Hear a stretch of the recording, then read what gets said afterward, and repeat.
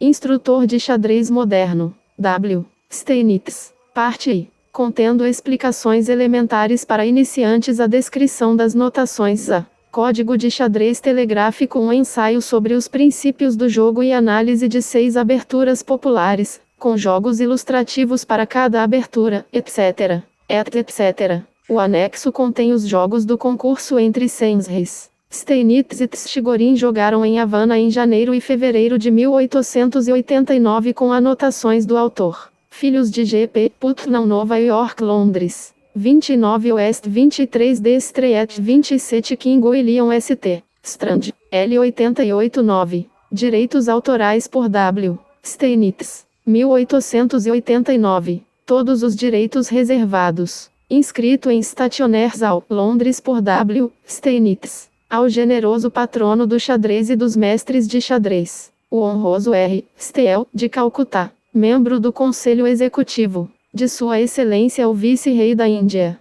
Todo o trabalho de xadrez do qual o presente é o primeiro volume, é dedicado, com os sentimentos mais sinceros do mais alto estima e amizade calorosa por o autor. A competição entre senhores Steinitz e Tchigorin seria uma depreciação injusta da reputação de nosso célebre antagonista no mate tratado nas páginas seguintes, se tivéssemos que pedir desculpas pela introdução aduzindo a série de jogos disputados entre o autor e o Sr. Tchigorin em Havana 2 no início do ano de 1889. Mas podemos afirmar que os jogos da última partida do campeonato entre os SRS Steinitz e Zukertort foram disputados em Nova York, St. New Orleans em 1886 foram publicados logo após a conclusão do concurso em coleções separadas por 2 autores alemães rivais e por 2 editoras diferentes. O autor, portanto, sentiu-se justificado em alimentar a expectativa de que a adição do jogo da última disputa do campeonato com nossos próprios comentários analíticos constituiria um atrativo deste volume, tanto mais que o jogo dos 2 adversários representa 2 diferentes escolas, que em muitos aspectos são quase antagônicas em seus respectivos estilos e em suas principais visões sobre a conduta geral do jogo.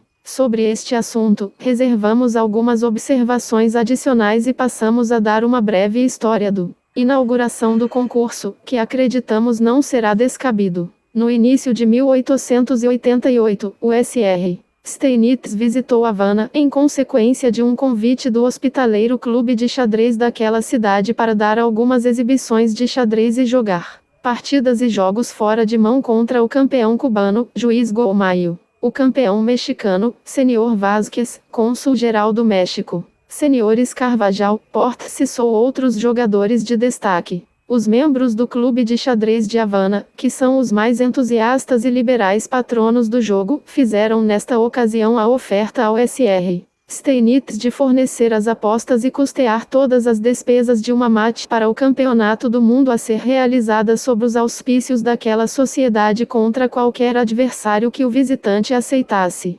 Sr. Steinitz aceitou a bela oferta com a condição de que o certame deveria consistir em um número limitado de jogos, pois ele não poderia ter certeza se vários compromissos lhe permitiriam ficar em Havana por tempo indeterminado, o que teria sido necessário caso ocorressem muitos empates. Ele selecionou como adversário o mestre russo, Sr. Tchigorin, com quem havia jogado em 2 ocasiões anteriores. A primeira vez no Torneio Internacional de Viena de 1882, o Sr.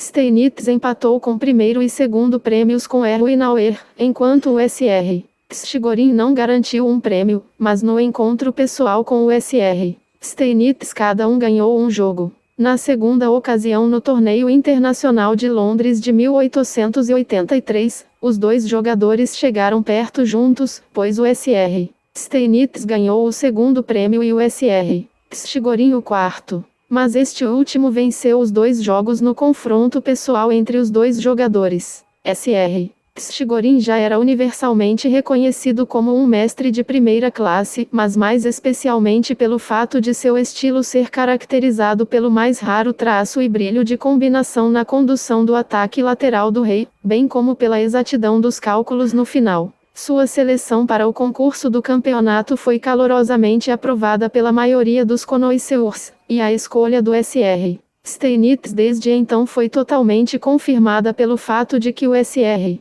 Torneio Internacional do 6º Congresso Americano de Xadrez em Nova York na primavera de 1889. Jogos de Steinitz-Chigorin, 163. As preliminares foram resolvidas de maneira fácil e amigável entre os dois jogadores por correspondência. Ficou combinado que a disputa deveria ser limitada a 20 jogos, incluindo empates, e que o vencedor da maioria deveria ser declarado o vencedor. As apostas foram fixadas em um mínimo de 600, mas depois foram aumentadas por subconscientes liberais. As inscrições dos membros do Clube de Xadrez de Havana quase dobraram essa soma. O Havana Chess Club também previa taxas de 250 para cada jogador, passagens gratuitas de ir para Nova York e prêmios de 20 para o vencedor de cada jogo e 10 para o perdedor. Em caso de empate, cada jogador receberia 10. Em outros aspectos, foram adotadas as regras da partida do campeonato entre os SRS.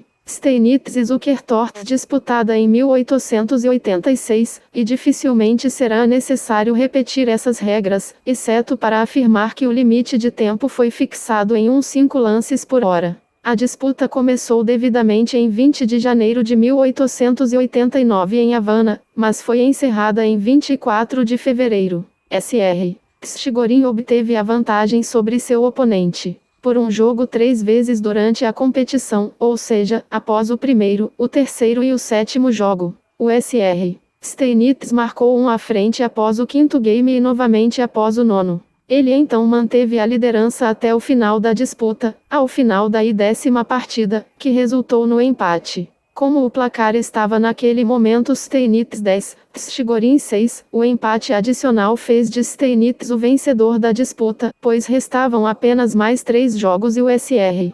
Chigorin estava fadado a perder um jogo, mesmo que ganhasse todos eles. Foi então combinado que os últimos 3 jogos deveriam ser disputados em consulta entre o Sr. Steinitz e o Dr. Gavilan de um lado, contra o Sr. Chigorin e o Senhor Ponce do outro lado. O resultado foi que cada lado marcou um jogo e um empatou. Foi, no entanto, distintamente estipulado que o partido de Chigorin deveria fazer o movimento 2 vezes, embora fosse a vez do Sr. Steinitz ter o primeiro movimento se a disputa principal tivesse prosseguido, a fim de testar ainda mais a nova defesa adotada durante todo o concurso pelo Sr. Steinitz. Por outro lado, também foi acordado que o partido de Steinitz deveria jogar novamente a abertura de Zukertort com o objetivo de dar a oportunidade aos jogadores uma oportunidade de experimentar uma nova linha de jogo.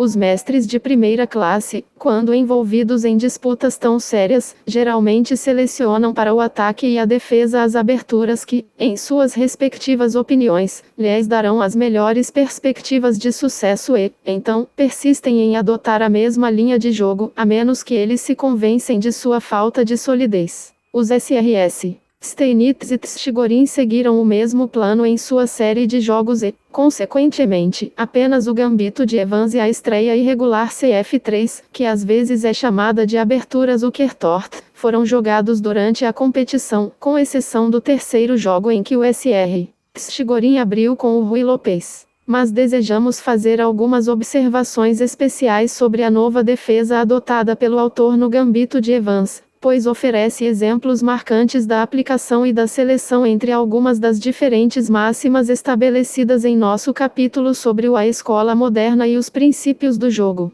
Pode-se dizer do gambito de Evans que ele coloca as teorias modernas em um teste crucial, pois um peão é sacrificado na ala extrema da dama para um ataque remoto no centro e contra o rei adverso. Para o final, a defesa deve ter uma superioridade vitoriosa, já que mesmo sendo um peão à frente também é muito fortalecido por ele ter a maioria dos peões longe do rei hostil, que invariavelmente tem que fazer roque no lado do rei no início desta abertura. Mas a principal dificuldade para a defesa é a formação das duas peças brancas, os peões centrais em D4 e I4, e os alcances poderosos que os dois bispos deste último obtêm contra o lado do rei preto após o roque, mais especialmente aquele do bispo da dama branco em B2. Foi principalmente com o objetivo de contornar essas dificuldades que o autor, após as jogadas 1 peão e 4, 1 P5, 2 CF3, 2 CC6, 3 BC4, 3 BC5, 4 B4, 4 bispo toma B4, 5 peão C3, 5 bispo para A5, 6 O, introduziu o movimento 6 dama em F6 e agora propomos a seguinte continuação. 7 peão D4, 7 cavalo em A6, nas partidas da disputa o autor jogou 7 cavalo e 7, que em um exame analítico mais aprofundado descobrimos ser muito inferior ao movimento não proposto. Existem agora várias linhas de ataque, mas de qualquer forma a mais interessante é aquela baseada na ideia do SR. Shigorin aplicada no jogo real contra a defesa 7 cavalo em E7 a saber, 8 peão em D5, 8 cavalo em E7. 9 dama para A4, 9 bispo para B6, 10 bispo para G5, 10 dama para D6, 11 cavalo para A3, 11 peão C6, 12 torre em para D1. Nesta conjuntura, as pretas têm que escolher entre retardar seu desenvolvimento por um longo tempo ou permitir 2 buracos. Compare a página 31, capítulo sobre o valor relativo das peças, etc. a ser formado no centro. Como veremos, os 2 buracos são mais perigosos para o seu jogo do que o bloqueio que as brancas irão criar. Se, por exemplo, 12, peão F6, 13 peão toma peão, 13 dama toma peão, 14 cavalo B1, 14 peão toma bispo, ou 14 bispo C5, 15 bispo 3 do rei, etc. ou 14 bispo C2, 15 bispo em 5 da dama, 15 dama 3 do cavalo. 16 bispo 3 do rei, 16 dama A4, 17 cavalo em D6 cheque, 17 rei C1, 18 dama toma dama, 18 bispo toma dama, 19 bispo toma peão, etc. 15 cavalo toma peão do rei, 15 dama C5 4, 16 cavalo em 6 da dama cheque, 16 rei em F8. 17 cavalo toma bispo, não o tentador 17 dama toma peão da dama por conta de 17. Dama 3 do bispo exclama, 17 dama Roma cavalo do rei, 8 cavalo toma bispo e ganham. A defesa deve, portanto, recorrer à linha de jogo que realmente ocorreu na disputa em uma posição semelhante e o jogo continuaria 2 dama em 1 do cavalo, 13 bispo toma cavalo da dama, 13 rei toma bispo, 14 P6 da dama cheque, 14 rei em F8. 15 dama em A4 isso é sem dúvida muito superior a 15 cavalo toma peão ao qual as pretas responderiam 15.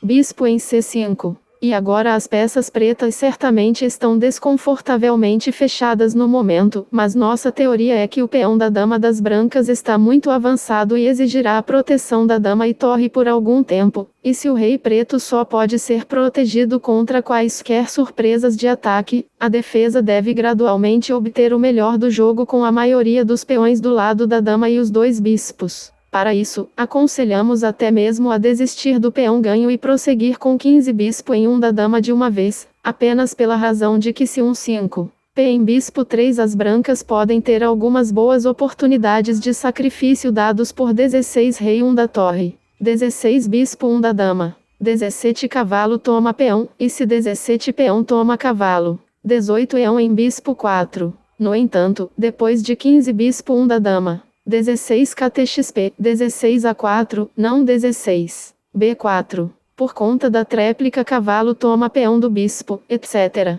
17 dama em 2 do cavalo, se 17 Q em C5, 17 dama em A2. E após a troca de damas as pretas têm o jogo superior com 3 peões combinados disponíveis para avançar no lado da dama, contra 2 separados do adversário. Além disso, o peão da dama das brancas será fraco, 17 peão em B4. E acreditamos que as pretas devem ser capazes de desembaraçar ele mesmo com o jogo superior. Em referência à abertura irregular, Zukertort, que foi invariavelmente adotada pelo autor neste concurso, podemos afirmar que nunca havíamos tentado anteriormente esta estreia no jogo real. Mas nós o testamos nesta ocasião com o propósito de testar nossa teoria como considera a desaconselhamento de imobilizar um cavalo no início da abertura, especialmente o cavalo do rei, compare a página XXX, contra o do SR. Shigorin que evidentemente não era da mesma opinião. pois na célebre partida por telégrafo e correspondência que foi vencida por São Petersburgo contra Londres em 1888, e na qual o Sr.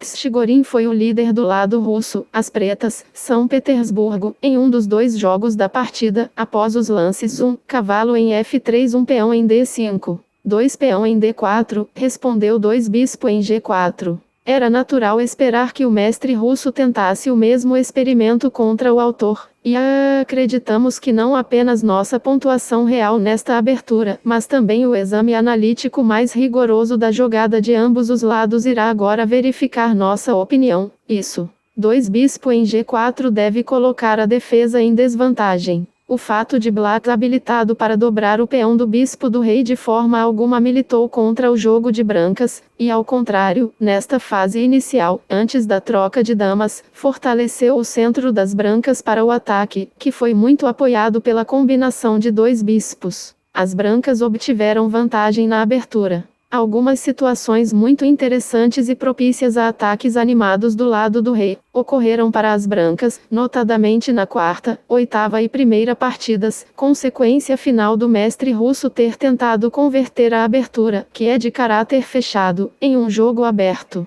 A esse respeito, consideramos oportuno mencionar com especial gratificação e agradecimento que um prêmio de 300 francos, oferecido por Sua Alteza Sereníssima Príncipe da Dian de Mingrelia para o jogo da competição que ele julgaria como o mais brilhante, foi concedido ao autor pelo 8º jogo. Também pode ser afirmado com justiça que o resultado do concurso oferece uma forte confirmação e a correção de nossas teorias modernas em geral. Para o Sr. Chigorin é indubitavelmente um dos especialistas mais habilidosos e engenhosos no ataque lateral do rei que já viveu e, naturalmente, portanto, mostra em seu estilo uma preferência marcada pelos objetivos e tendências da velha escola. Já explicamos nossas próprias opiniões sobre esse assunto tanto quanto possível dentro do escopo deste tratado, e podemos apenas acrescentar que nas partidas desta competição, assim como nas anteriores contra outros grandes mestres, temos sempre tentado nos conformar com essas ideias da melhor maneira possível para a época, e tanto quanto possível sob condições peculiares de jogo, como pressão de limite de tempo ou dificuldade de cálculo em posições originais nas quais o julgamento não poderia ser auxiliado pela experiência anterior.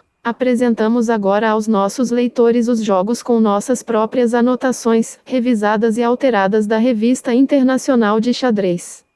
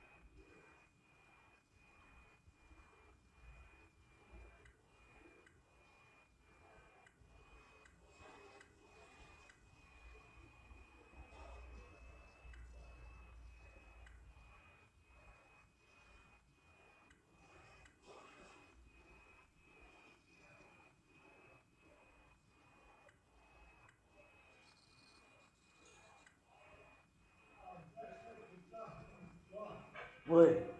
Tá.